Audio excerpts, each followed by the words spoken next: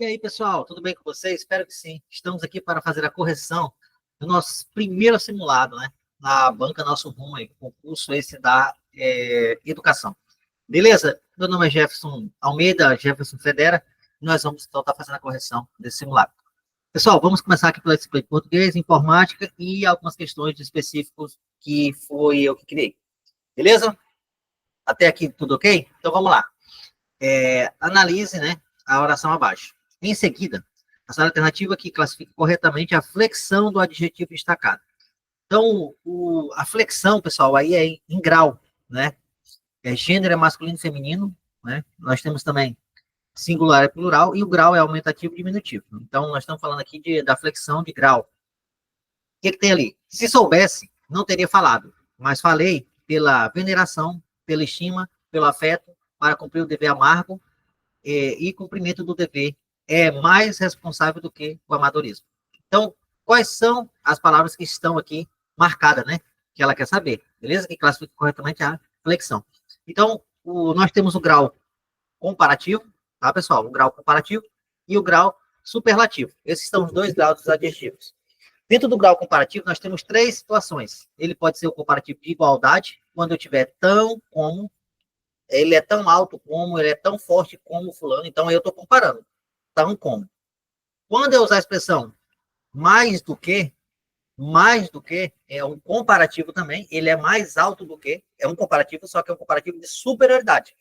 E quando eu usar menos do que, ele vai ser um comparativo de inferioridade. Então, aqui tem um mais do que, a gente já sabe que está dentro do grau comparativo. Mais do que, comparativo de superioridade. Então, aqui o gabarito é a letra D. Tá? Mas existe também o grau superlativo, que se divide em relativo, quando eu coloco o mais, tá? Ou o relativo de superioridade, ou de inferioridade, quando eu usar o menos. E existe também, pessoal, o grau absoluto, que é aquele que a gente usa somente a palavra muito, né? O advérbio muito, ou a gente pega o adjetivo e coloca altíssimo. Geralmente tem essa terminação íssimo aí, tá bom? Geralmente tem essa terminação íssimo. O adjetivo ele fica com íssimo, geralmente. É a regra geral. Beleza, pessoal? Então vamos lá para a questão 2. Em todas as. Opa, desculpa aí, ó. Em todas, né? Eu estava lendo uma coisa, olhando para outra, né? Em concordância com a norma padrão da língua portuguesa e o acordo ortográfico vigente, assinale a alternativa em que todas as palavras tenham sido acentuadas corretamente. Pessoal, as oxítonas, né? Que é a sílaba tônica é a última, eu acentuo as que terminam em A, E, O.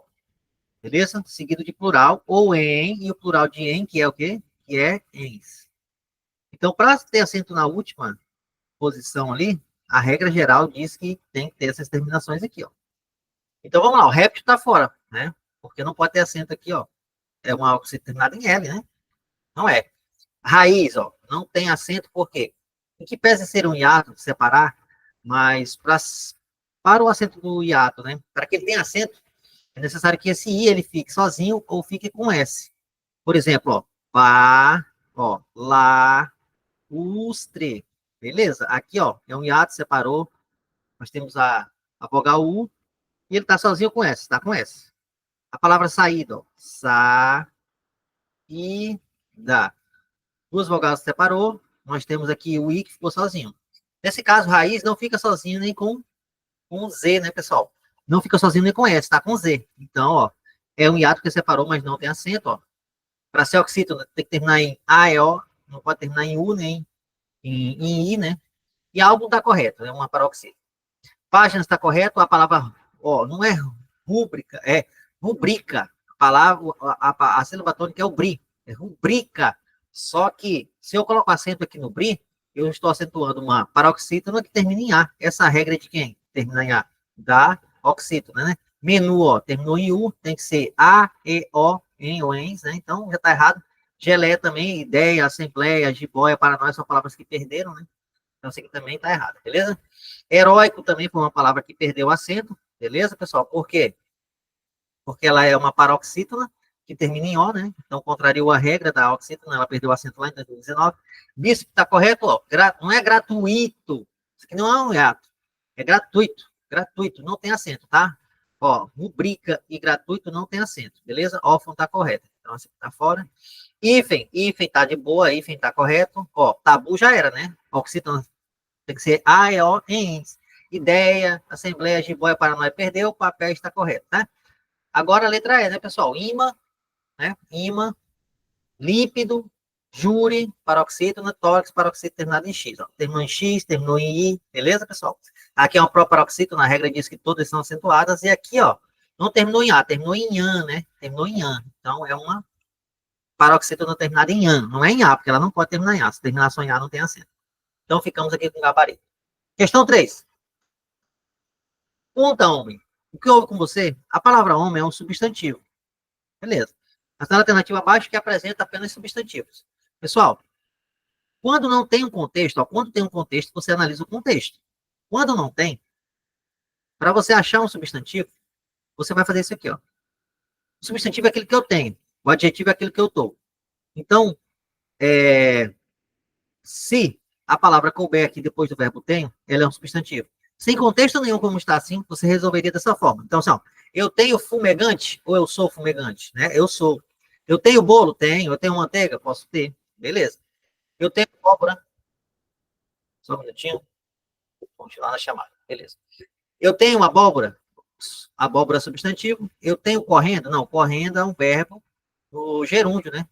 Eu tenho clarão? Sou clarão, né? Não está encaixado também. Comigo, pronome. Carruagem, eu tenho carruagem. Eu tenho dona. Não fica legal não, né? Então, ó, tá fora também. Eu tenho cavalo, eu tenho elefante, eu tenho palácio. Beleza. Isso são coisas que eu posso ter, né? Então tá aí o gabarito. Letra E. Eu tenho astuto? Não, eu sou astuto. Eu sou astuto. Então aí no caso seria um adjetivo, né? Beleza? Eu sou antigo, ó. Adjetivo também. Eu sou doce, ou eu tenho um doce, dependendo aí, precisaria de um contexto, né? Mas pode ser as duas coisas. E espelho. Espelho é uma coisa que eu tenho, substantivo. Gabarito letra D. Sem contexto é isso, tá, gente? Agora, se tiver um contexto, tem que analisar o contexto. Bom? Se eu coloco aqui, ó, de fato, eu gosto de doce, essa palavra aqui é um substantivo. Agora, se eu falar assim, ó, eu sou doce, então agora, pessoal, isso aqui é uma característica minha, isso aqui passa a ser um adjetivo. Então, com contexto é diferente. Sem contexto dá para você usar o tenho e eu sou. 4. A cena alternativa que apresenta a palavra formada pelo processo de composição. O que é composição? Eu preciso ter duas ou mais o quê? Palavras que se juntam ali. Para ser composição é isso. Por exemplo, a palavra couve e a palavra que flor. Duas palavras se juntaram e representam só uma coisa, só um vegetal. Então, vilarejo, pessoal, a palavra é vila. Rejo é um sufixo. Então, aqui é um processo de derivação sufixal. Anfiteatro, a palavra é teatro. Então, ganhou prefixo. Então, é um processo de derivação prefixal, porque ganhou prefixo, né? Não são nem composição, é derivação, que é outro processo, né? Fidalgo, sim, chegamos ao gabarito. Fidalgo é filho de algo. Inclusive, quando as palavras, mais de duas ou mais palavras se juntam e ela muda o som, é a composição, chamada de composição por aglutinação. Quando não se junta, professor, desculpa, quando se junta, mas não muda o som, então é chamado de justaposição. Por exemplo, a palavra couve-flor. Couve-flor é um processo de composição por justaposição. Então, temos aqui o gabarito, ó, êxodo, né? Se eu tirar o O aqui, ó, não existe a palavra, então ela está na sua forma primitiva. E prólogo também está na sua forma primitiva. Prólogo, pessoal, significa o início, o primórdio. Quando a gente pega um livro ali, tem o índice, né? O princípio, o sumário, né? Primeiro. Então, o prólogo está para ser o primeiro, o sumário do livro, alguma coisa assim do tipo, né? A citação alternativa correta quanto à grafia das palavras. Grafia, né? Vou falar aqui, ó. O que ela estava cobrando de fato? A palavra sortiu, sessão, discriminou, dispensa e vultuosa, né? Que estava marcada aqui. Então, vamos lá, ó. O choro da garota não sortiu. Pessoal, está sortido. A mercearia está sortida, então ela atende muitas coisas, né? Agora, se é o acarretar, causar alguma coisa, então seria surtiu. Então, o choro não surtiu, né? Tá fora. A seção de cama, mesa e banho. Aqui está no sentido de ser repartições que possuem algo, né? Repartição que possui algo com C cedilha, então a seção aqui era para ser assim, ó, C cedilha, né? Tá fora. Ela não discriminou, pessoal. Descriminar é tirar a culpa. Era crime, descriminou. Não é mais crime. Então, o certo seria ela não discriminou. Ela não, né, não falou o que que era. Beleza? Tá errada. Pessoal, ela não guardou, a empregada guardou as coisas na dispensa, não é despensa, tá? Dispensa é o ato de você dispensar. Ó, pode ir para cá, você está dispensado. Então, aqui é despensa, né? São palavras parônimas, parecidas na pronúncia e na escrita, significados diferentes. E aqui sim, pessoal, vultosa significa uma quantidade grande, grande quantidade, vultosa. Cuidado que existe a palavra vultuosa. Vultuosa é uma doença em que a pele dos dedos, o braço e o rosto fica vermelha e inchada. Então, se eu quero falar de volume, de grande quantidade, é vultosa e não vultuosa aqui, beleza? Então, nós ficamos aqui com o gabarito, a letra E. A alternativa correta em relação à colocação pronominal de acordo com a norma padrão. Vamos lá. Sempre que eu tiver preposição que o meu verbo for gerúndio, ó, ND, em se tratando, em se falando, em se comendo, em se namorando, enfim. Então, esse Czinho, ele é atraído pela preposição. Então, aqui é o nosso gabarito. Jamais posso iniciar um período com pronome oblíquo, né? Me diz, me avisa, me chame, te amo, tudo errado, não posso começar. O não, pessoal, é uma palavra atrativa, então ela atrai o me para perto dela aqui, ó, formando a próclise, beleza? O qual é um pronome atrativo, então na qual me formei, ó, ele tem que ficar aqui perto do pronome antes do verbo, isso é a próclise, né? E aqui o quando é a conjunção temporal, é uma palavra super atrativa, esse T tinha que ficar aqui, ó, quando ter perguntado, beleza? Então vamos lá para a questão 7. A alternativa correta em relação à crase. A crase. Deus é uma palavra masculina, né? Então não pode ter crase antes de palavra masculina. Ó, se aqui fosse a vista é uma locução adverbial de modo feminino, teria crase. Agora, a prazo, o prazo é uma palavra masculina, então não tem crase antes de palavra masculina. Até tem crase antes de aquele, pessoal, né? Se eu falar assim, ó, vou àquele lugar, por exemplo. Então, quem vai a algum lugar e o a do aquele juntou a com a crase em cima do aquele. Mas aqui não tem uma preposição saindo de nenhum lugar para juntar com o a do aquele. Então, a banca charutou legal nisso aqui, né? Beleza? Desejo tudo de melhor àqueles. Opa, agora sim, ó. Quem deseja algo a alguém. Deseja o quê? Tudo de melhor. Mas deseja isso a quem? Então, aqui tem a preposição mais o a do aquele. Então, é o nosso gabarito. Beleza? Letra E, pessoal. O pé, ó. O pé. Pé é uma palavra masculina, né? Então, não tem. Simples assim, tá? Vamos lá. Conforme o Manual de Redação da Presidência da República, a qualidade do texto que consegue transmitir o máximo de informações com o mínimo de palavras é máxima informação, mínimo de palavras. O que faz isso é um texto que conciso, tá? Conciso.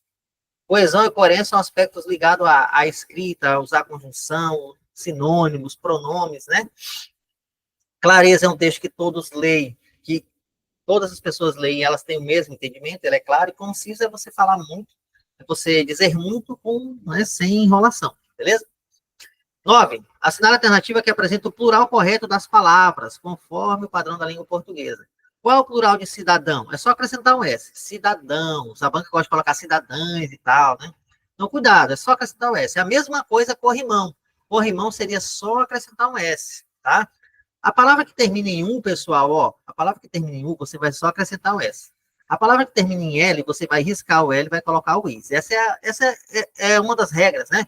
Então, vamos lá. Ó. Anzol, por exemplo, ó, terminou em L. Então, eu risco o L e coloco o is. Ó. Então, fica anzóis, né? Beleza? Ó, esse aqui é o plural. Tá bom? Chapéu, não é chapéus. Terminou em U? É só você colocar adivinha? É só colocar o S. Beleza? E su, fica o quê? SUS. Quando termina em L, o que eu faço? Terminou em L, ó, eu risco o L e coloco o is. Então, se você soubesse essa regra, né? Base lá aí, ó. Terminou em U, só coloca um S. Terminou em L, tira o L e coloca o is. Né? Não vai dar mole. Não fora programado para desenvolver estratégias. O verbo fora, pessoal, terminação. Fora, cantara, namorara, beijara, falara, rodeira, sacaneara. Todas essas terminações ra, ó, não é ra assim, ó, porque aqui seria forar, né? Aí seria forar. Seria futuro, né? Beleza? Namorará, futuro. A sílaba tônica tá aí, ó. Fora, for, ra. É sem acento. Essa terminação aqui, pessoal, é o pretérito, pode marcar sempre. Essa terminação ra é o pretérito mais que perfeito, tá bom? Do modo indicativo aí, ou seja, algo que é certeza, né? Vamos lá para a informática. Sobre LANs, WANs e MANs, a cidade alternativa correta. LANs, redes LANs, MANs, WAN, né?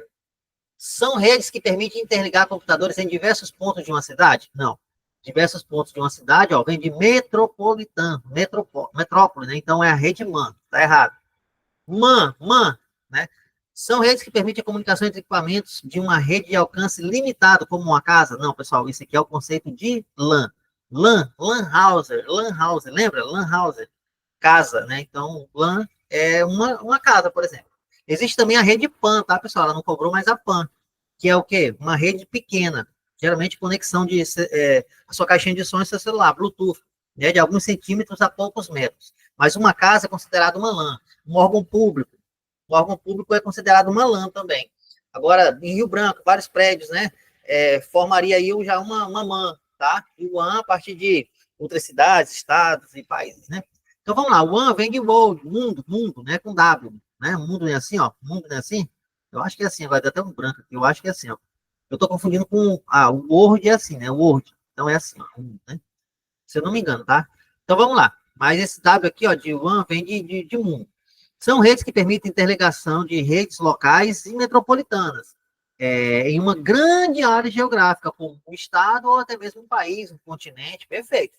Então, aqui, ó, correta somente é 3. Sobre as propriedades básicas de segurança da informação, é assinar a alternativa correta. Quais são as propriedades, os princípios, pessoal? Opa, peraí, vamos lá, voltar aqui.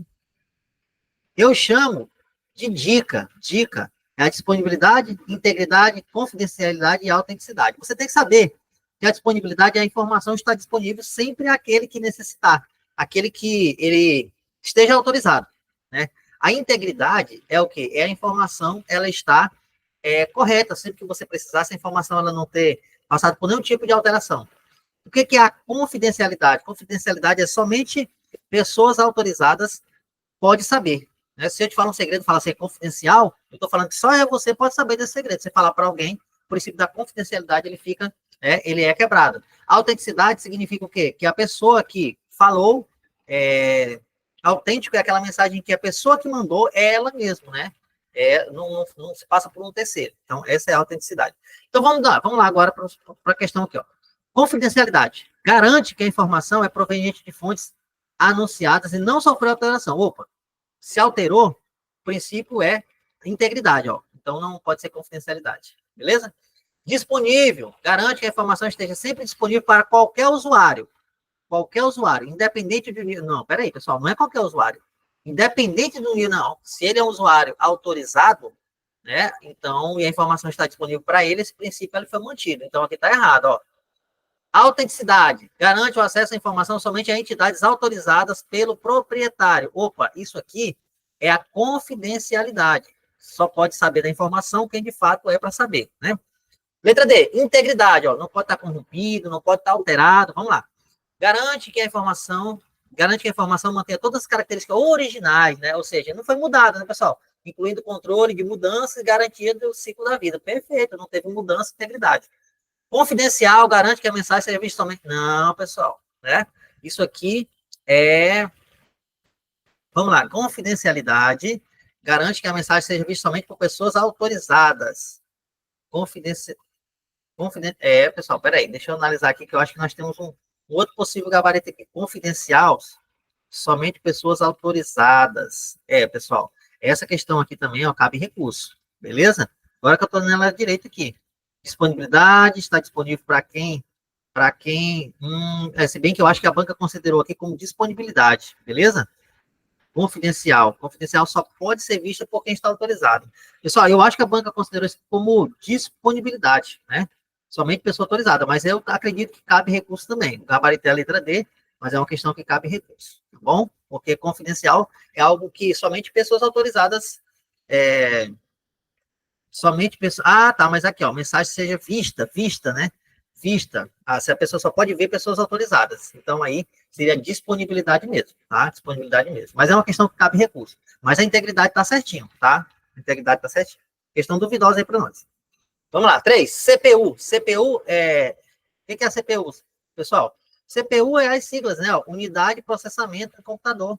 CPU, Unidade de Processamento do Computador. Beleza, pessoal? Algumas bancas chamam também de UCP. UCP, Unidade de Processamento do Computador. Beleza? Porque é do inglês, né? CPU ou UCP. Então, é a parte que faz todo o processamento do computador. Tá bom? Então, o gabarito letra A aqui, tá? Sem precisar comentar as outras, tá?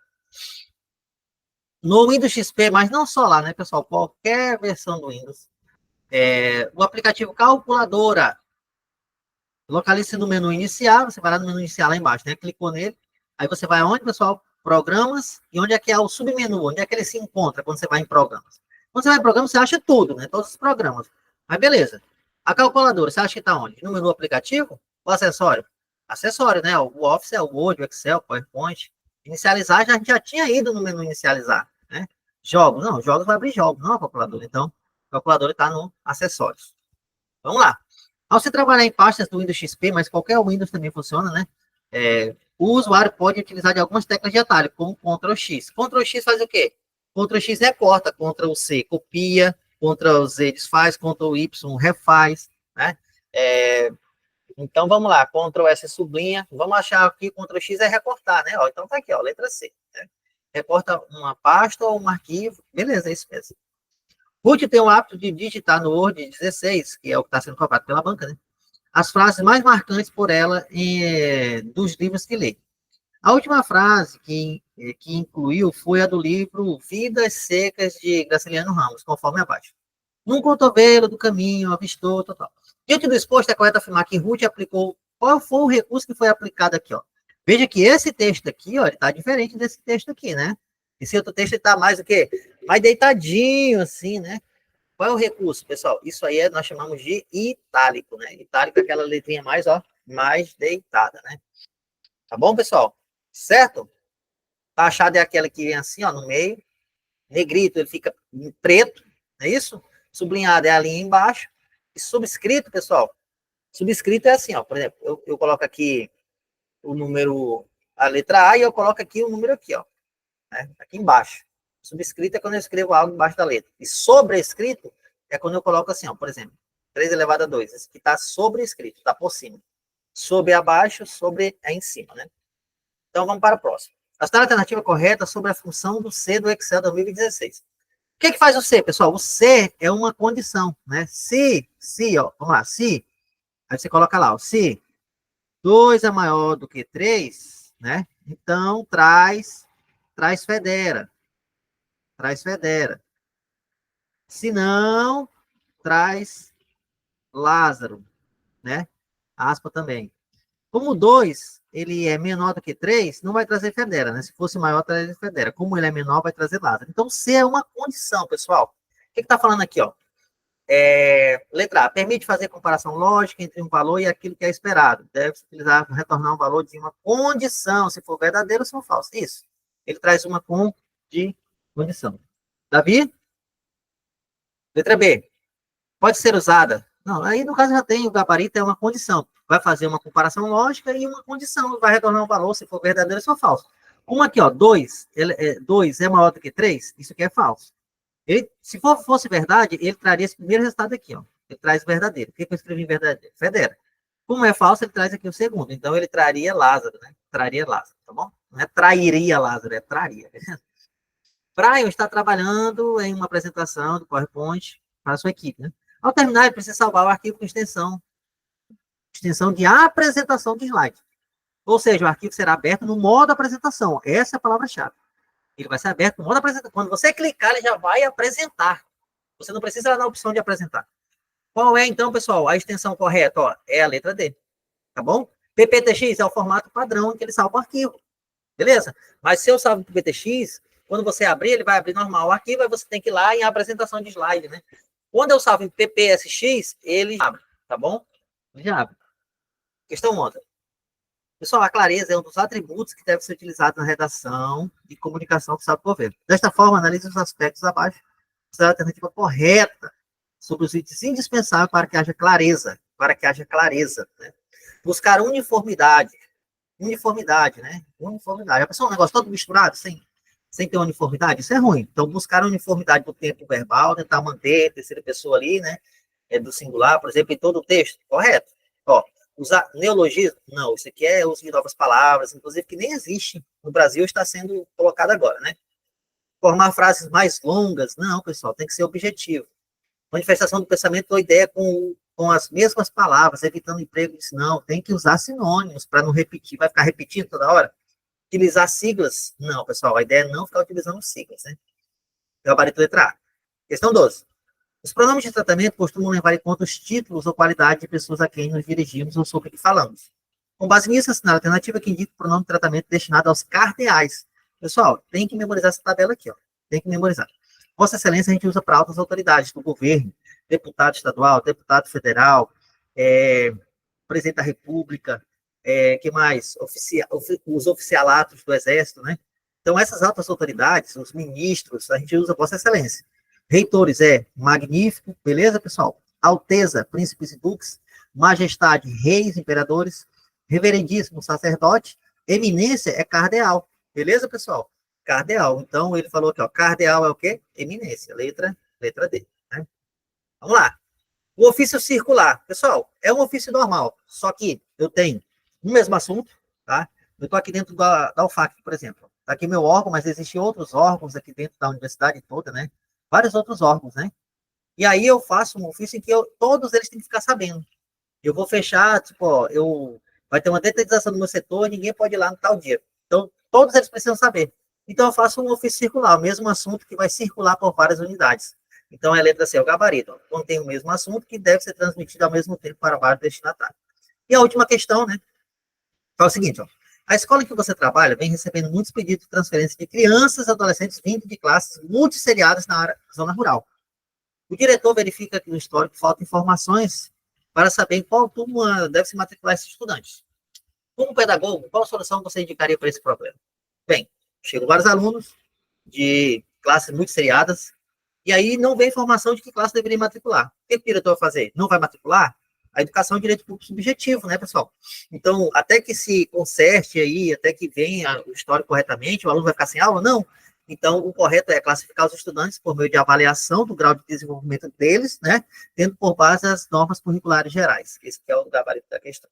Beleza, pessoal? Tranquilo? A questão 11 diz assim: a alternativa que apresenta o valor de y no sistema abaixo. Então, tem um sistema em que eu tenho x mais y igual a 571, x menos y igual a 203.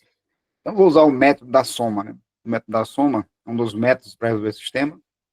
Vou somar x mais x vai dar 2x. Mais y menos y vai dar 0. Então, eu elimino y aqui. Então, x vai ser igual. 571 mais 203 vai dar 4. 7. 7. X vai ser igual a 774 dividido por 2.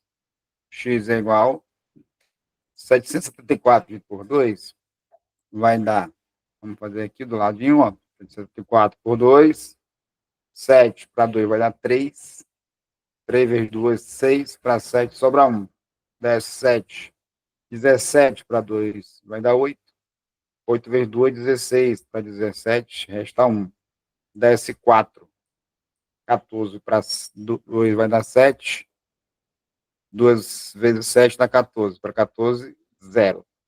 É igual a 387. Mas ele não quer o valor de x, ele quer o valor de y. Então, posso pegar qualquer uma dessas duas equações. Vamos pegar a primeira. Diz que x é igual, x mais y, né? X mais y é igual a 571. Eu quero o valor de y, então vamos isolar o y. Y é igual a 571. O x está positivo, passa para o outro lado negativo, menos x. Mas o x vale quanto? O x vale 387. Então, o y é igual a 571 menos 387. Vamos montar aqui, ó. 571 menos 387. 1 é menor que 7, pede emprestado, fica 11. 11 para 7 dá 4. Aqui, que era 7, ficou 6. 6 para 8 é menor. Então, pede emprestado, vai dar 16. 16 para 8 vai dar 8. Aqui emprestou, ficou 4. 4 menos 3 vai dar 1. Então, o Y é 184. Então, letra A. Beleza? Então, o sisteminha é muito cobrado pela banca. Vamos ver a próxima questão. Um galpão foi construído por 8 trabalhadores em 30 dias. Quantos dias seriam necessários para a construção deste mesmo galpão se fossem utilizados 12 trabalhadores? Então, vamos tirar os dados, né? Que eu tenho aqui. Eu tenho aqui os trabalhadores, que são 8. Eles gastam 30 dias, né? Então, dias, deixa eu colocar aqui dias. Dias, 30, para construir um galpão. Aí ele fala quantos dias X serão necessários para a construção desse mesmo galpão se fossem utilizados 12 trabalhadores. Então, tem uma questão de regra 3 simples, né, em que eu vou ter duas grandezas, trabalhadores e dias. Então, vamos pensar o seguinte, ó, se eu aumentei o número de trabalhadores para fazer o mesmo galpão, eu vou ter mais ou menos dias. Então, se aumentou trabalhadores, eu vou ter menos dias. Então, são grandezas inversamente proporcionais. Quando um aumenta, a outra diminui. Qual é a consequência? Multiplica direto, né? Vai ficar 8 vezes 30 igual a 12 vezes x. Começa pelo x. 12 vezes x, 12x, igual 8 vezes 30, 240. 240. X é igual 240 dividido para 12. Corta aqui com esse, vai dar 2, né? Vai dar 20. O 2 vem e o 0 acompanha. Então, serão 20 dias. 20 dias, letra C. Tranquilo, na questão de regra de 3 simples, inversamente proporcional, multiplica direto. A 13. A 13, ele diz o seguinte: ação alternativa que apresenta os valores de x na equação abaixo. Então, aqui eu tenho a equação de segundo grau. Para eu saber o valor de x, né, eu vou ter que encontrar o x1 e o x2. Nessa equação. Então, existem várias formas de encontrar. Eu vou usar uma forma chamada de soma e produto. Tá? Pela soma das raízes, se eu tiver a raiz a x1 e x2, que são as duas raízes dessa equação, como é que eu sei que são duas raízes? Pelo expoente do x. Então, o x ao quadrado são duas raízes reais para que o valor da equação dê zero. Então, pela fórmula da soma e produto, a soma das duas raízes tem que dar menos b sobre a. Já o produto tem que dar c. Mas quem é A, quem é B? O A, aqui, ó, o A vale 1, então aqui é o A. O B, ele vale menos 7, então aqui é o B. E o C vale 10. C vale 10. Ora, ele disse que o produto das raízes tem que dar C, então tem que ser 10. Então, o produto é igual a 10. E a soma é menos B sobre A. Então, menos B vai ser menos 7 sobre 1. Que o A é 1. Então, eu sei que a soma tem que dar quanto? Tem que dar 7. Beleza? Agora vem um método da banca nosso rumo. Tá? Quem pegar esse bizu não vai errar. Nosso rumo. Eu sei que a soma tem que dar 7. Aí eu vou aqui nas opções. Ó.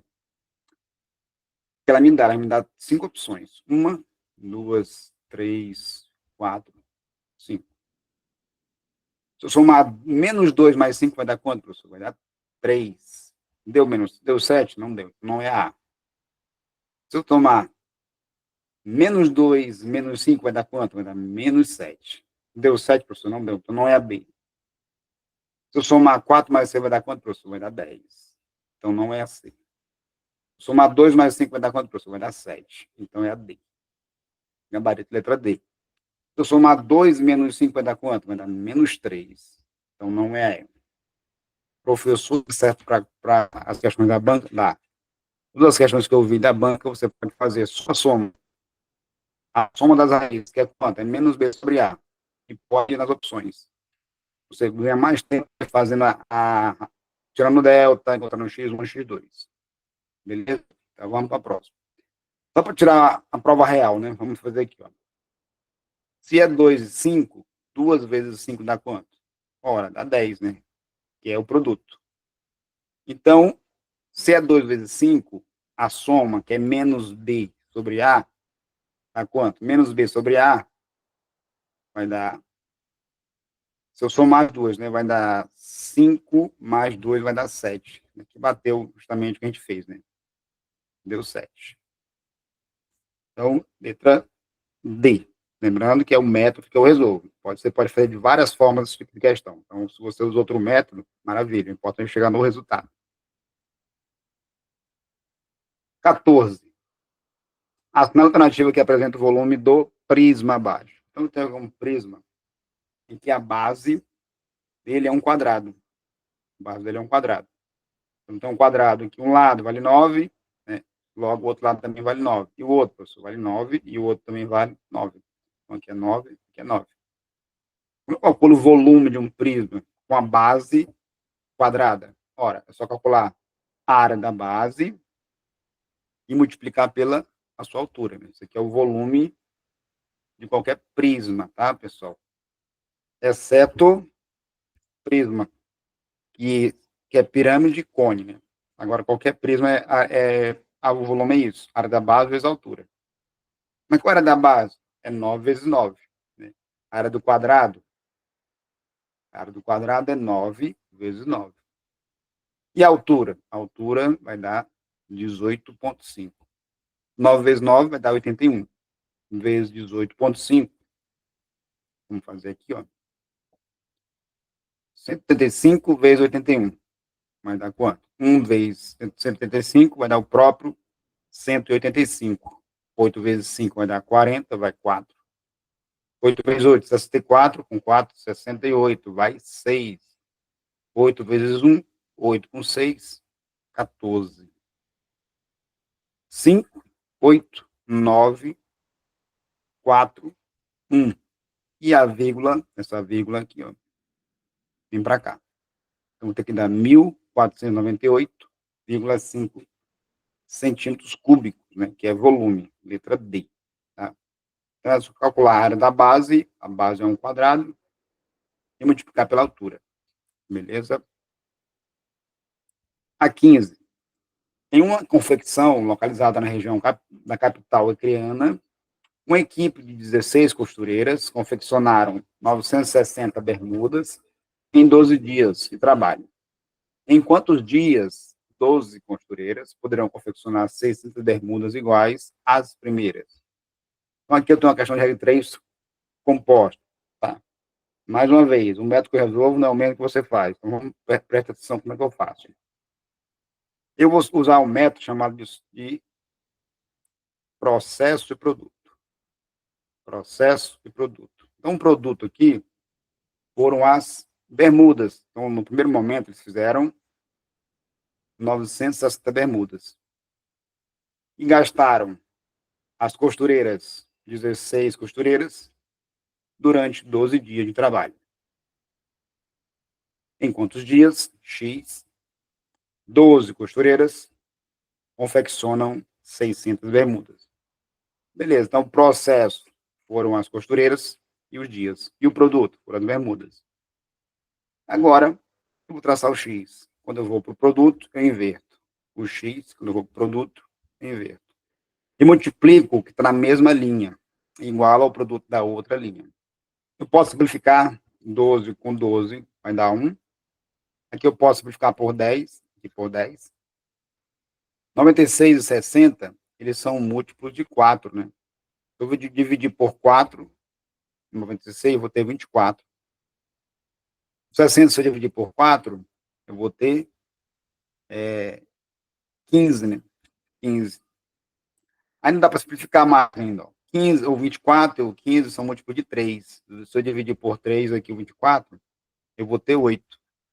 E o 15 por 3 eu vou ter 5. Então, no cálculo, eu vou usar o 8 e o 5. Por quê? Porque são múltiplos, né? Não interfere no cálculo final, no resultado final. Tranquilo?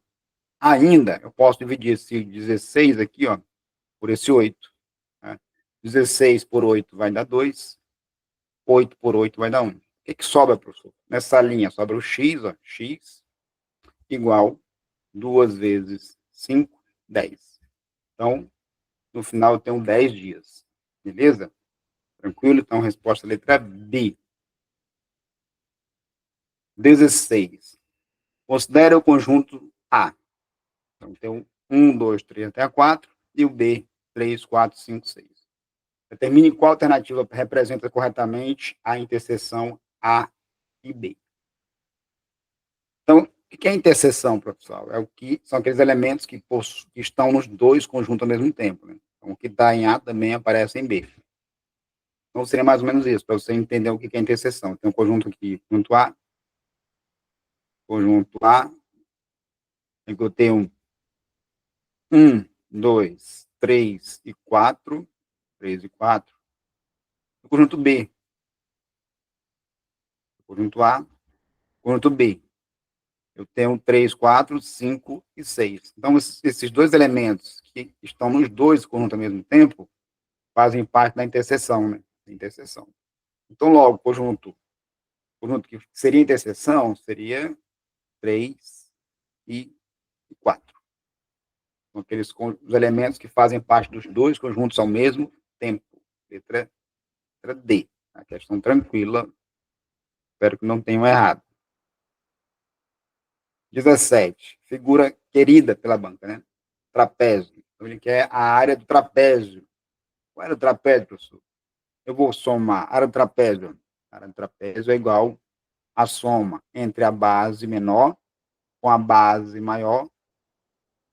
Tudo isso multiplicado pela altura, dividido por 2. Né? Quem é a base menor? Aqui é 12. 12. A base maior, 28. A altura vale 8. Então, vamos lá. Ó. Só substituir os valores.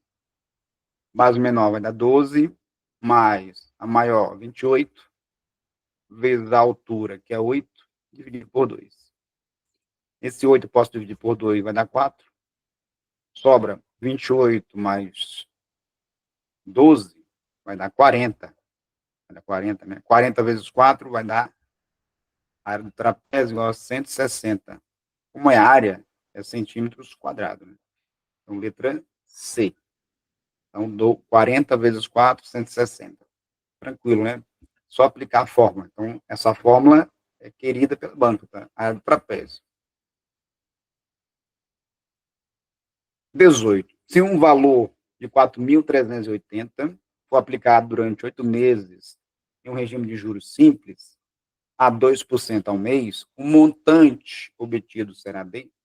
Então, questão de juros simples também é muito recorrente nessa banca. Então, vamos registrar os dados. O que eu tenho aqui? Eu tenho um capital, que foi 4.380. Eu tenho o tempo, que foi 8 meses. Ele aplicou uma taxa de juros no valor de 2% ao mês. E ele quer um montante, né? Um montante. Mas primeiro eu preciso encontrar os juros. Tá? Qual é o juros, professor? Como é que eu calculo os juros? Vou lembrar da fórmula. Jesus Cristo ilumina esse templo sobre 100 fiéis. Então, é a fórmula do juros simples. J sobre 100. Vamos substituir os valores. Ó. Os juros, o capital investido foi 4.380, multiplica pela taxa de juros, que foi 2, vezes o tempo, que foi 8. Divide tudo por 100. Eu posso eliminar esse zero aqui com esse. Vai ficar 438 vezes 2 vezes 8, dividido por 10. Né? 2 vezes 8 é 16, então vai ficar 438 vezes 16, dividido por 10. Ó, 438 vezes 16 vai dar ó, 6 vezes 8, 48, vai 4. 6 vezes 3, 18, com 2, 22. Vai 2. 6 vezes 4, 24. Com mais 2, 26. 1 vez 438 é o próprio 438. Somando tudo, vai dar o quê? 8, 10, vai 1. 7 com 3, 10, vai 1 e 7. Né? Então dá 7.008. Só que eu tenho que dividir por 10, né? Ainda tem essa divisão aqui por 10. O que é dividir por 10, professor? É andar a vírgula uma vez para a esquerda. Então, vou ter como resposta 700,08. Esse foi o total dos juros, né? Total dos juros. Ele quer saber o total do montante. O que é um montante, professor? O montante, pessoal, é o capital que ele investiu inicialmente, mais os juros, né? O dinheiro total que ele tem. Logo, o montante é igual ao capital que ele investiu inicialmente, foi 4.380, mais 780 centavos, né? Que vai dar 0, 0 e 0. Vai dar 0, 8, 0, 8, 10, e aqui vai 1, né? Então dá 5.080,80 centavos, letra B. Beleza? Vamos para a próxima. A 19 diz assim: um casaco custava R$ 130, porém, durante a Black Friday, estava com desconto de 30%. Qual alternativa apresenta o valor do desconto? O valor do desconto. Quanto que for o desconto? Se eu quero o valor do desconto, eu posso fazer dessa seguinte forma. 180, que é o valor total do produto, o desconto foi de quanto? 30%. 30%, pessoal, eu posso escrever 30%, eu posso escrever 30 por 100, ou eu posso escrever 0,3. Como eu quero o valor somente do desconto, eu vou multiplicar por 0,3 e já vou cair diretamente no desconto. Então, 0,3 multiplicando vai dar quanto? 3 vezes 0 vai dar 0, 3 vezes 8, 24, vai 2. 3 vezes 1, 3 com 2, 5. E essa vírgula aqui cai para cá. Ó. Então, o total do desconto foi R$ 54,00, letra D. Tá? Letra D. E a 20. Quantos anagramas tem a palavra acre? A palavra acre, ela tem 4 letras. 4 letras. O que é anagrama, professor? Anagrama nada mais é do que eu pegar as letras e ficar permutando de lugar. Então, posso ter a palavra acre, posso ter a palavra care, eu posso ter a palavra ra, si, e tem outras palavras, né? N palavras. Como é que eu sei quantas palavras eu posso formar com esse rearranjo de letras? É só eu pegar o 4, né? Seria uma permutação de 4, que seria 4 fatorial. O que é 4 fatorial? É multiplicar o 4 vezes 3, vezes 2, vezes 1. 4 vezes 3 vai dar 12, vezes 2 vai dar 24, vezes 1, 24. Então, tem 24 anagramas, ou seja, 24 possibilidades de modificar, de permutar as letras de lugar. A letra C. A 29 diz: ao longo da história, foram assinados alguns acordos de divisão do território americano entre Portugal e Espanha, tais como o Tratado de Tordesilhas, em 1494, o Tratado de Madrid, em 1750, em 1867, um acordo foi assinado, o Tratado de Ayacucho, livre do jugo colonial ibérico, ou seja, não era mais pertencente nem a Portugal e nem a Espanha, né? Fazem parte da Península Ibérica. Então, já fazia parte, já eram países independentes, tanto o Brasil quanto o país que assinou esse tratado, né? Que foi a Bolívia. Aí ele fala: a assinatura alternativa que apresenta o país do qual o atual território do Acre pertencia de acordo com o Tratado de Ayacucho. Né? Então, foi a Bolívia. Né? Durante esse Tratado de Ayacucho, o Brasil já pertencia à Bolívia, e para que não houvesse guerra entre a Bolívia e o Brasil e a Bolívia entrasse ao lado do Paraguai, na Guerra do Paraguai, foi feito esse acordo, Tratado da Amizade, né, chamado Tratado da Amizade, e a Bolívia não ingressou na guerra em favor do Paraguai, e o Brasil liberou, né, a passagem pelos rios amazônicos para que a Bolívia pudesse escoar sua produção. Tá? Então, foi um acordo também chamado Tratado da Amizade. E o Acre ficou de qual lado? O Acre ficou no lado da Bolívia, já era da boliviana, né? Já era boliviano. 30. A ocupação do território habitado por indígenas e que hoje forma o estado do Acre teve início com o primeiro ciclo econômico da borracha, por volta da segunda metade da década de 1800, né, governo de 2010. A alternativa que aponta uma consequência correta do primeiro ciclo da borracha para o estado do Acre. Né? Então, o que aconteceu? Né? No primeiro ciclo da borracha, precisava de gente, mão de obra para produzir, para extrair o látex para produzir borracha. Então, foi o primeiro grande fluxo migratório, né, da vinda de nordestinos para o Acre. Né? Então, grande parte do Ceará, mais nordestinos. Então, letra C. A letra C, o primeiro ciclo da borracha. Beleza? 31. Há uma ferrovia implementada pelo governo brasileiro após a assinatura do Tratado de Petrópolis, 1903, cuja execução foi prevista pelo Decreto 5.161, de 10 de março de 1904. Então, aqui eu vou abrir um parênteses aqui, porque há uma dúvida, né, entre os alunos, né, pode ser até dúvida entre algumas pessoas também que não sejam nossos alunos, em relação a essas duas datas. Primeiro, 1903, depois, 1904. O que é isso? Qual a diferença? O tratado foi assinado no dia 17 de novembro de 1903. Então, é um tratado, né? É um tratado internacional. Um tratado internacional. Então, é um documento internacional, está no âmbito do direito internacional. Para que ele seja internalizado, ele precisa ser aprovado pelo Congresso Nacional. Então, ele foi ratificado através de um decreto, né, lá em 10 de março de 1904. Mas quem já estuda para concurso há bastante tempo sabe o que é em prova. Em prova é a data da assinatura, né? Da assinatura. Que dia foi assinado? Assinado. Foi em 17, porque 19, né? 17 de novembro de 1903, tá? Não foi? Então, o que é em prova é essa data. Então, guardem essa data. Beleza? É o que é em prova. E o que foi negociado, professor, nesse tratado?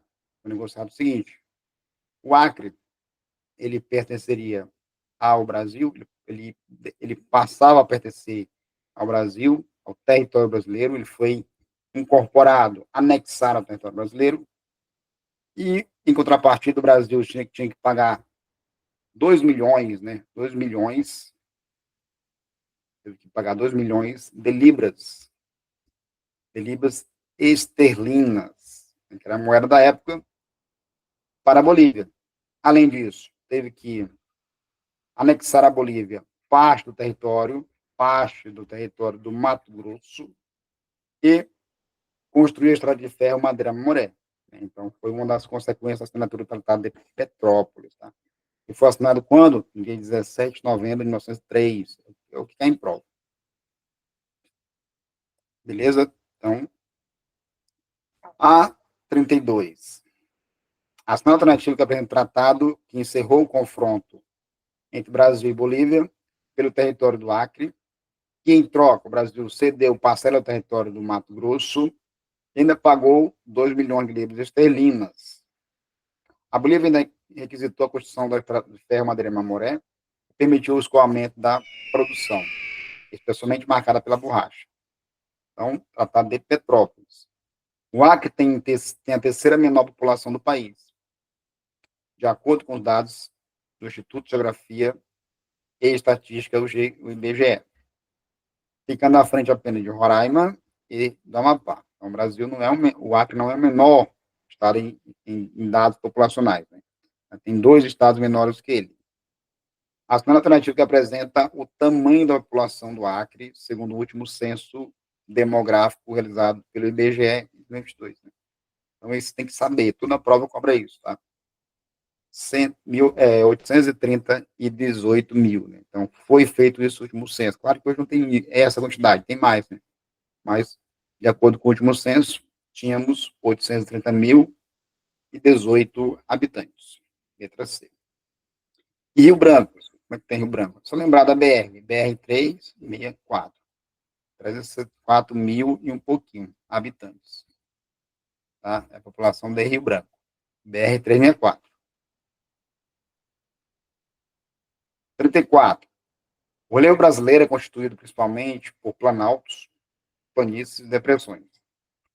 A segunda alternativa que corresponde à unidade de relevo predominante, né? Então, o que predomina no estado do Acre é a depressão da Amazônia Ocidental, né? Ou também chamada depressão do Rio Amazonas. E uma pequena parcela de planície do Rio Amazonas. Então, o que predomina é a letra E, depressão da Amazônia Ocidental. 35. Esse clima, dominado pela atuação da massa equatorial continental, durante todo o ano é quente e chuvoso e apresenta pequena amplitude térmica anual. A segunda alternativa que é associada com o clima no estado do Acre. Então, o estado do Acre tem um clima, a própria questão disso, né, equatorial. Né? O nosso equatorial é o famoso equatorial úmido, pela questão úmido. Você pode até acrescentar que ele é quente e úmido. Né? Quente e úmido. Nosso clima equatorial quente e úmido, letra C. E 36. Historicamente, a economia acreana baseia-se no extrativismo vegetal, sobretudo na exploração da borracha, que foi responsável pelo povoamento da região. Atualmente, o principal produto de exportação no estado do Acre então, atualmente, 2020, a partir de 2023, 2024, né, então, nós temos como principal produto de exportação a soja, né, já superou a madeira, né, que era a madeira, mas hoje é a soja. Tranquilo? Nossa primeira questão diz sobre os princípios da administração pública, assinale a alternativa correta. Então, questão daquele pontinho lá da inicial, né, dos conhecimentos específicos, que fala dos princípios expressos da Constituição e quer sobre os princípios. Qual alternativa está correta? A. O princípio da publicidade não comporta exceção. A publicidade é um dos princípios lá do LIMP, né? E ela comporta exceção, sim. A regra é a publicidade, mas ela comporta a exceção, que é o sigilo. Então, aqui está errada essa alternativa. Comporta a exceção, sim. B. O princípio da moralidade impõe ao administrador público fazer apenas o que a lei lhe permite. O princípio que impõe ao administrador fazer apenas o que a lei lhe permite não é o princípio da moralidade, e sim o princípio da legalidade. Legalidade. Então, letra B também está incorreta. C. Um dos eixos do princípio da impessoalidade importa em não discriminar pessoas. Corretíssimo, né? O princípio da impessoalidade, ele tem alguns eixos, alguns enfoques. Quais são esses? Primeiro, é baseado na discriminação, a não discriminação de pessoas, seja para beneficiar, seja para prejudicar. Depois, temos também a questão da vedação da autopromoção. Então, o administrador público não pode utilizar a máquina pública para se autopromover. E também temos a questão da finalidade, que a finalidade sempre tem que ser o interesse público. Finalidade. Então, esses são os enfoques. A letra C aqui, corretinha. Um dos eixos do princípio da impessoalidade importa em não discriminar pessoas. D. O princípio da legalidade se confunde com o princípio da eficiência. Esse termo aqui, ó, se confunde, quer dizer que é a mesma coisa. E não é a mesma coisa. O princípio da legalidade, ele não é a mesma coisa da eficiência. São princípios autônomos, tá? Então, não se confunde. Letra E. O princípio da legalidade não está presente nos atos discricionários. Atos discricionários são aqueles atos que têm a questão da conveniência e da oportunidade. Então, existe o mérito administrativo. Mas esse ato discricionário, ele só existe porque a lei deixou. Então, todo ato discricionário, ele é composto por duas partes, a legalidade e mais o mérito, que é essa conveniência e oportunidade. Então, eu não posso dizer que a legalidade não está presente nos atos discricionários. Se é um ato público, obrigatoriamente a legalidade vai estar presente, tá? Então, letra C, nosso gabarito da 37. 38. No que diz respeito aos conceitos básicos de organização administrativa, podemos afirmar que a Secretaria de Educação do Estado do Acre é organização administrativa, tópico de direito administrativo, né? Que vai dividir lá a administração em direta e indireta. E aqui quer saber de você a Secretaria de Educação do Estado do Acre. Se você quem já assistiu minha aula de organização sabe muito bem que as secretarias, os ministérios, eles estão associados diretamente ao ente federativo. Então, a secretaria, ela é da administração direta.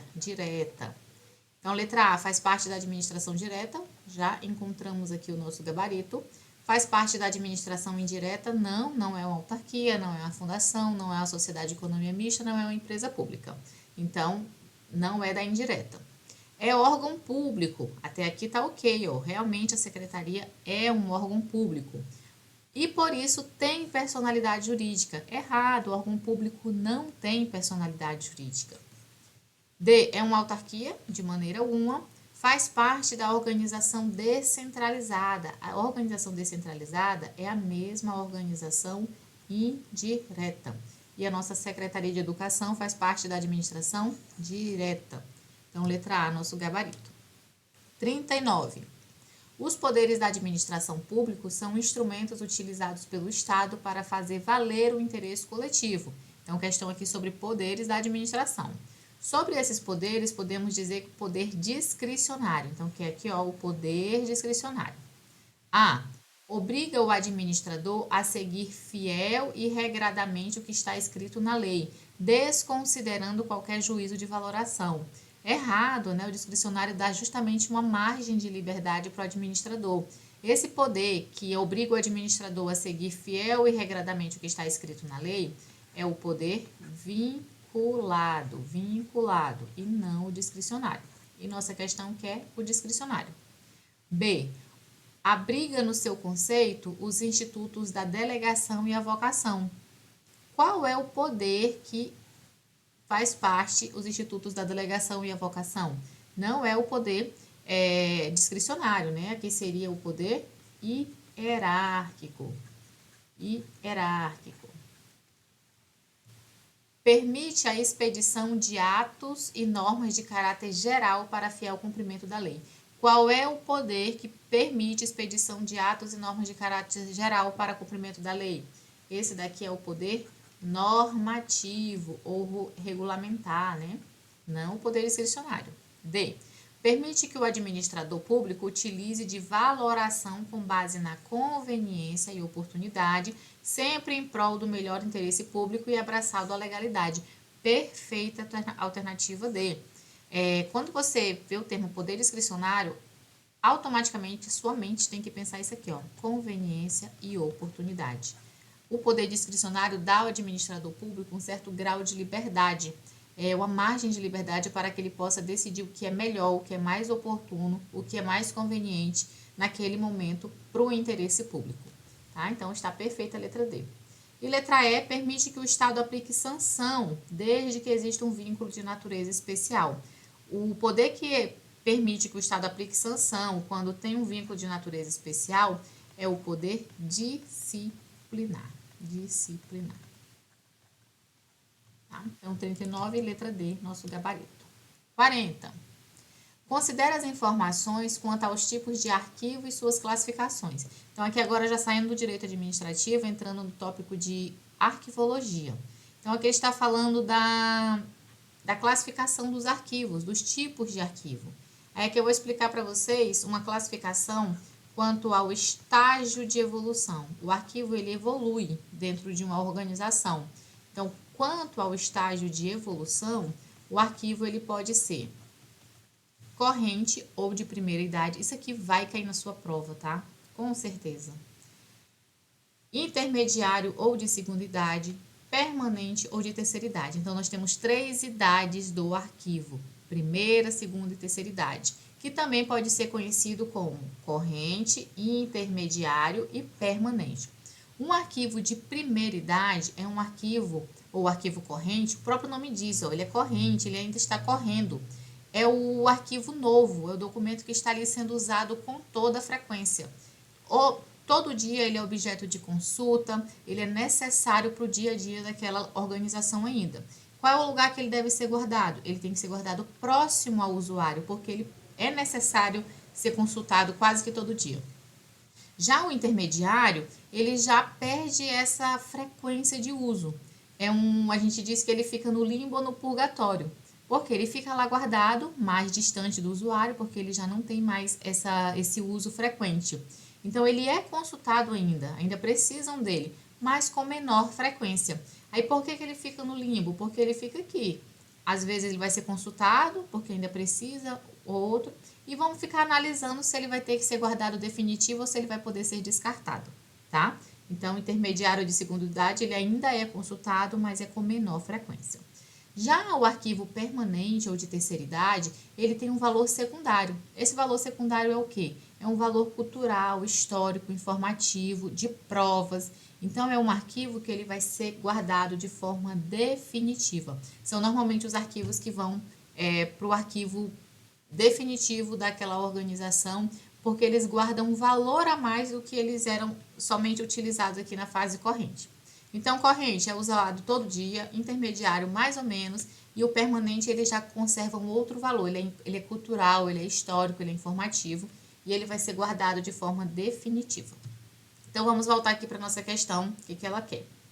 Então, considerando as informações quanto aos tipos de arquivo e suas classificações, 1.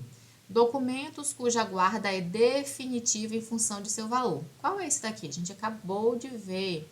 É o arquivo de terceira idade, ou também chamado de permanente. 2. Documentos relacionados aos objetivos de sua produção ou recepção, utilizados com frequência pelos órgãos. Se são utilizados com frequência, nós estamos falando do artigo de primeira idade, ou também chamado de corrente.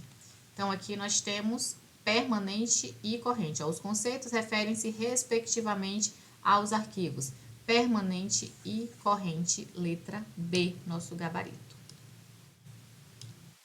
41.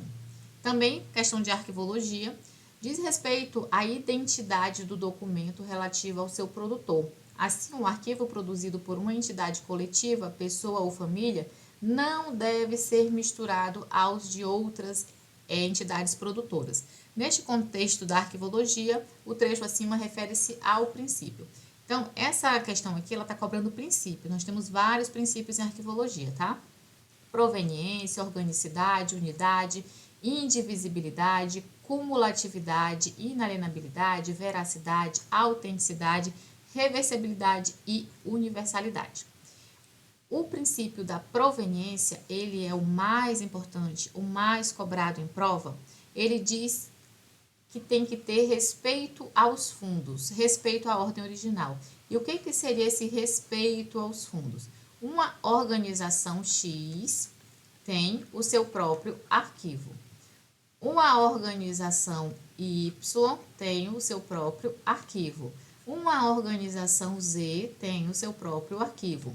O princípio da proveniência diz que o arquivo da X tem que permanecer com a X, o da Y tem que permanecer com a Y, o da Z com a Z. Então, esses arquivos, eles não podem se misturar. É o respeito aos fundos, o fundo de arquivo. Então, se eu tenho um documento que foi aqui da organização X, ele vai para o arquivo da organização X, tá? Bem simples, bem tranquilo. Então, aqui, ó, não deve ser misturado aos de outras entidades produtoras. Não pode misturar arquivos. Qual é esse princípio? Princípio da proveniência. Então, letra B. 42. Sobre as compras realizadas no serviço público, assinale a alternativa correta. A. Não difere em nada das compras realizadas no serviço privado. Claro que não, né, gente? As compras no serviço público, ela é totalmente diferente da compra no serviço privado. Se eu tenho uma empresa privada, eu tenho um comércio, eu compro de quem eu quiser, na hora que eu quiser. Ah, tem um amigo ali que está vendendo, vou comprar para ajudar meu amigo. Não interessa, então eu faço o que eu quero. Na administração pública, no serviço público, não existe isso. Então tem que garantir a isonomia, não posso comprar de amigo, não posso estar comprando de pessoas, favorecer sempre as mesmas pessoas. Então, as compras no serviço público, elas diferem e muito das compras do serviço privado. Tem toda uma regra para se comprar no serviço público, tá? Então, aqui está errado, que está dizendo que não diferem. B. Não precisam ser estratégicas e inteligentes, assim como acontece na iniciativa privada. Tenho muitas regras para comprar no serviço público, tenho muita burocracia, né? Tem que respeitar, mas isso não significa que a administração pública não vai fazer compras estratégicas e compras inteligentes, que vai comprar de qualquer jeito. Lembre-se do princípio da eficiência aplicável em tudo na administração pública. Então, está errado essa B também. A C diz que há regramento próprio, como regra a lei de licitações. Perfeito, né? As compras no serviço público, em regra, ela deve obediência à lei de licitações. Por que em regra? Porque tem algumas situações em que a lei de licitação é dispensada. Mas a grande regra, e tem um regramento próprio que se chama lei de licitações, tá? Então, a letra C é o nosso gabarito. A letra D diz, pode ser feita sem prestação de contas. De jeito nenhum, não existe comprar e não prestar contas na administração pública. Não leva em consideração o desenvolvimento econômico sustentável. Leva sim, inclusive vai ser lá um dos princípios, né, da licitação, o desenvolvimento econômico e sustentável. Então, letra C é o nosso gabarito. 43, uma questão que fala sobre ética, bem tranquila essa questão. Ética, você precisa dar uma lida básica, assistir uma aula, tranquilo, e ter bom senso para responder. Esse é o principal ponto para resolver questões de ética. Olha só, a ética profissional é o conjunto de princípios morais que devem ser seguidos no exercício de uma profissão. Assinale a alternativa que não representa um princípio ético a ser seguido. Não é algo ético no exercício da profissão. A. Não utilizar recursos da empresa para fins pessoais, isso é ético? É sim, muito ético. Então, não é o nosso gabarito, né? Não utilizar recursos da empresa é seu dever, tá certíssimo. Ser discreto no exercício de sua profissão, isso é muito ético. Então, não é o nosso gabarito. Seguir as normas administrativas, isso também é ético. D. Ser desrespeitoso com os superiores hierárquicos e colegas de trabalho. Isso não é nada ético, né? Ser desrespeitoso. Pelo contrário, você tem que ser respeitoso com os superiores hierárquicos e com os demais colegas de trabalho. Então, tá pedindo aquele que não apresenta um princípio ético, vai ser aqui a letra D. Isso não é nada ético. E letra E, vestir-se de forma adequada ao ambiente de trabalho. Isso sim é ético. Então, letra D, questão bem tranquila. 44, que fala de rotinas administrativas. Rotinas administrativas são processos sistemáticos que viabilizam as atividades da empresa, desde o mais simples registro até a operação de tecnologias mais complexas. São as funções básicas que movem a empresa e devem ser feitas de acordo com normas, métodos e boas práticas. Tá? Então, esse aqui é um conceito do Treinador Cruz, 2018. Sobre a prática das rotinas administrativas, assinale a alternativa incorreta. Gente, rotina administrativa nada mais é do que um protocolo a ser seguido. Por exemplo, no Águias Concursos, a gente vende material online e serviço presencial. Então, você pode escolher um curso online ou um curso presencial. E a gente tem protocolos a ser seguidos. Quando o aluno compra um curso presencial, a gente precisa colocar ele em um grupo de WhatsApp, a gente precisa entregar o material físico para ele, a gente precisa fazer um quadro de horários com os professores. Então, isso é uma rotina, são etapas a ser seguidas. O online, o aluno vai lá, ele mesmo compra, baixa o conteúdo dele, assiste a aula. Então, são protocolos a ser seguidos para cada situação, são rotinas administrativas. Então, aqui é incorreta, né? As rotinas são formadas por etapas e tarefas. Tá certo, tá? Então, tem uma etapa, tem uma tarefa. Então, uma rotina X, ela não é um ato só, ela vai ter várias etapazinhas, várias tarefazinhas a ser cumprida para consolidar essa rotina. Então, está correta, as rotinas são formadas por etapas e tarefas. B. A principal importância é manter um padrão para alcançar resultados desejados. Perfeito. O que se procura com uma rotina? Manter um padrão e alcançar resultados. Imagina se a gente não marcasse o nome dos alunos para um aulão. Vai pagando, eu não controlo quantos pagaram, não coloco numa lista. E chegando lá, a gente tem 50 cadeiras e chegam 110 alunos. Como que seria? Qual o resultado? O resultado totalmente indesejado. A gente não mantém um padrão, não está certo aquilo, não teve uma rotina. Então, a principal importância da rotina é manter um padrão para alcançar resultados desejados, correto? C. A estrutura das rotinas é igual para todas as empresas. Lógico que não, né? A estrutura da rotina vai se adaptar a cada empresa, a cada tipo de empresa, a cada tipo de serviço, a cada tipo de local. Então, eu não posso dizer que uma rotina só ela vai servir, ela vai ser igual para todas as empresas. Pelo contrário, ela vai variar de acordo com a natureza daquela empresa, com o que aquela empresa faz. Então, esse daqui é nosso gabarito, porque está pedindo a incorreta. D. Manter documentos e arquivos organizados faz parte de uma rotina administrativa. Com certeza, organização é a palavra-chave da rotina. E. Cadastramento de dados em sistemas faz parte de uma rotina administrativa. Perfeito. As lojas, tudo que você compra lá, ela vai passando no sistema, para aquilo ali garantir um padrão e ter um controle depois do que saiu, do que entrou, quanto que pagou. Então, está certíssima essa é também. Letra C, nosso gabarito. 45.